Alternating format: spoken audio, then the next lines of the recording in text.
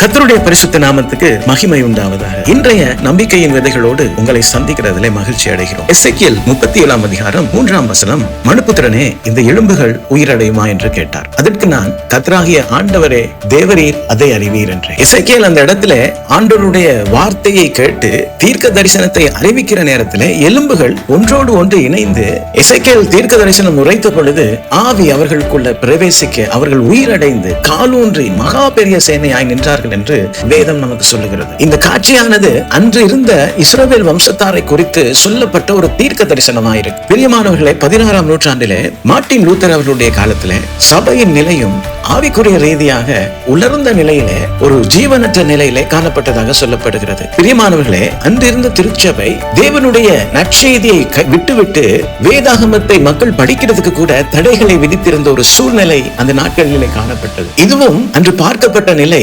எசேக்கியேலின் தீர்க்க தரிசனத்தை போல, உலர்ந்த எலும்புகளின் பள்ளத்தாக்கை போல ஒரு உயிரற்ற நிலை அன்றைய சபையில இருந்ததாக சொல்லப்படுகிறது. விசுவாசத்தினால் நீதிமான் பிழைப்பான் என்ற வசனத்தோடு தேவன் மார்ட்டின் லூத்தர் அவர்களை சந்திக்கிறதை நாங்கள் பார்க்கிறோம். பிரியமானவர்களே, அன்று அந்த நாளிலே அவர் வேதாகமத்தை வல்லமை போல வாசித்துக் கொண்டிருக்கிற நேரத்திலே தேவனுடைய ஆவியானவர் ரோமர் 1:17 வசனத்தின் மூலமாக விசுவாசத்தினாலே நீதிமான் பிழைப்பான் என்று உலர்ந்த போல சூழ்நிலைகள் மத்தியிலே இவருடைய இருதயத்துக்கு ஒரு ஜீவனாக வெளிப்பட்டார் என்று சொல்லப்படுகிறது. அந்த இருந்த சூழ்நிலையிலே எசேக்கியேலை போல மார்ட்டின் லூத்தர் அவர்கள் அந்த உலர்ந்திருந்த கர்த்தருடைய சபைக்கு வாக்குத்தத்த வார்த்தையாக 95 விஷயங்களை அன்று பேசத் தொடங்கினார் என்று சொல்லப்படுகிறது. விட்டன்பர்க் தேவாலயத்திலே அந்த கதவிலே அந்த 95 விஷயங்களை எழுதி அதிலே ஒட்டினார் என்று சொல்லப்படுகிறது. எதிர்ப்பாக அல்ல, அன்று இருந்த சபைக்கு தீர்க்க தரிசனமாக அவர்கள் செயல்படுகிறதுக்காக, அவர்கள் மீண்டும் ஜீவனை அடைகிறதுக்காக அந்த மரித்த சபைக்கு அவர் பேசின காரியங்கள் தான் அந்த 95 விஷயங்கள். இவர் இந்த காரியத்தை பேசின பின்பு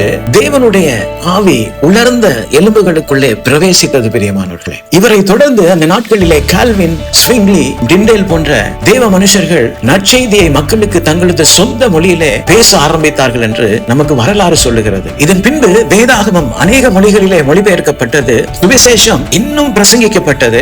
தேவனுக்கான ஆராதனை உயிரடைந்தது என்று சொல்லப்படுகிறது. இன்று மரித்திருந்த திருச்சபையானது உயிரடைந்ததாக நமக்கு வரலாறு சொல்லுகிறது. பிரியமானவர்களே, மக்கள் கிருபையினாலே விசுவாசத்தை கொண்டு ரட்சிக்கப்படுகிறோம் என்பதை அதை ஏற்றுக்கொள்ள தொடங்கினார்கள் என்று வரலாறு நமக்கு சொல்லுகிறது. எசேக்கியேலுடைய அந்த உலர்ந்த எலும்புகளைப் போல இந்த வார்த்தைகள் அன்று இருந்த உயிருள்ள திருச்சபையாக அது உருமாற தொடங்கினது.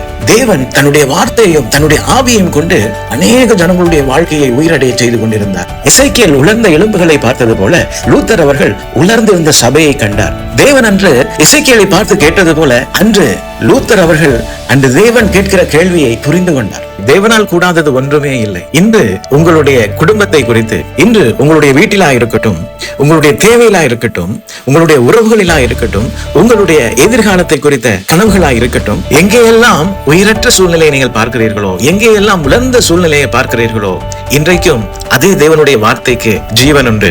அதே தேவனுடைய ஆவியானவர் அதற்குள் பிரவேசித்து ஜீவனை கொடுக்கக்கூடியவர். இந்த வார்த்தைகளை பற்றி கொண்டு உங்களுடைய சூழ்நிலைகள் மேல ஜீவனை பேசுவீர்களாக. இன்று நீங்கள் அதிசயத்தை காண்பீர்கள்.